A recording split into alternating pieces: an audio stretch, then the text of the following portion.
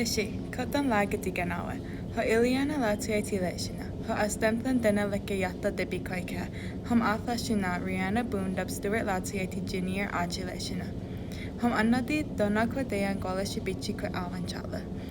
Hello, good afternoon everyone. My name is Eliana Lowsayatee and I'm 19 years old. I come from the Zuni Reservation in New Mexico and I'm just finishing up my first year here at the University of Arizona. I'm working towards getting my degree in early childhood education. I decided to go into early childhood education after 2 years of working with the Zuni youth back home. They showed me how intelligent they are and how special it is to work with the youth. Today, I will be sharing my personal college experience as a native first-year student here at the U of A. I grew up on the Zuni Reservation, so making friends and finding community wasn't very difficult growing up. I graduated from Zuni High School last year with only 61 other graduating seniors. Only about 20% of my class continued their higher education. I was super excited to start college and explore the new environment, but that quickly turned into anxiety when I had yet to see another person besides my roommate who looked like me. I wondered why Native students weren't continuing their education, and it wasn't until I read Amanda Ticini's article, Introduction to Native Presence and Sovereignty, where she states that Native American college enrollment is around 1%, and the reality is that enrollment rates are one serious marker of inclusion and exclusion that many look to, and when an enrollment stagnation crisis is unaccounted for over decades, that's because of neglect.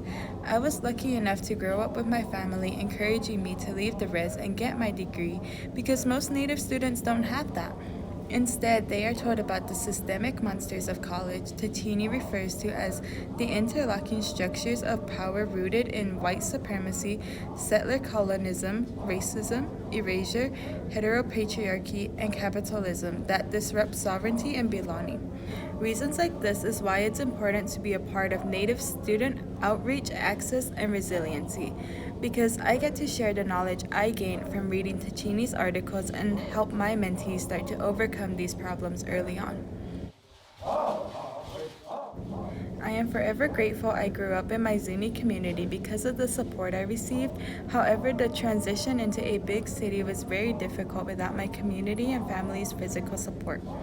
The article Factors Related to Native American Students' Perception of Campus Culture by Symphony Oxting, Deborah Taub, and Elise Kane state that the feeling that students have about their campus and their place within the campus environment influence their experiences both in and out of the classroom.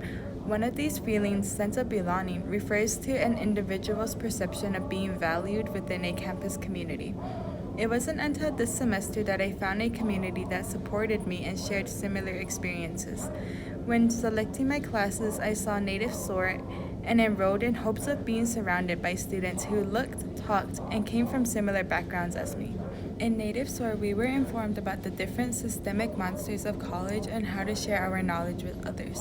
The article Home Away from Home, Native American Students' Sense of Belonging by Amanda Ticini, Nolan Cabrera, and Eliza Yellowbird state that stories and oral traditions center indigenous ways of being such that listening and understanding are in Native people's terms. This refers to sharing circles on every Tuesday in Native stories when we have them. We speak about our experiences and relate to each other. I wish all classes implemented this into their lesson because they give me a sense of belonging in this unfamiliar environment.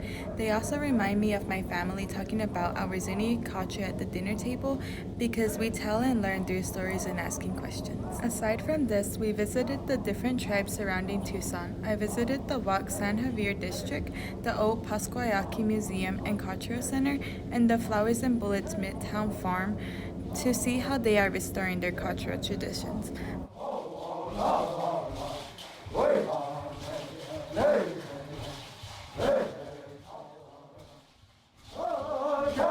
My favorite community engagement was being a part of the 85th annual Tohono O'odham Nation Parade. I connected with other beautiful natives as well as inspired children to come to the U of A. I felt happy when we were spotted by the community because they waved and cheered. A little girl came up to me and said she wanted to be in parades like we were when she gets older, and she reminded me of the Zuni youth back home who first inspired me to pursue a degree in education. My favorite day of the week was Thursday when I met with my mentees at Sunnyside High School in either a classroom or outside painting a mural. We discussed what they want for their futures and make plans for what happens next. I got to get to know my mentees individually and share my knowledge on the struggles we both shared, as well as opportunities to help them succeed. I saw the impact we had on them when they positively talked about their futures. Through my mentees, I learned how to be a better role model and leader, how to manage my time better, and that my experiences will help shape their futures. Although our time together was short, they taught me the resilience we as Natives have for continuing our education and defeating the systemic monsters one at a time through supportive programs like Native SOAR. Thank you, Native SOAR, for giving future generations better opportunities to start their new journeys so we as mentors can see them succeed. Most importantly, thank you, Native SOAR, for allowing me to embrace my Zuni culture. I'm truly grateful to have found a community that allowed me to grow and find a sense of belonging so early in my college journey. Elakwa.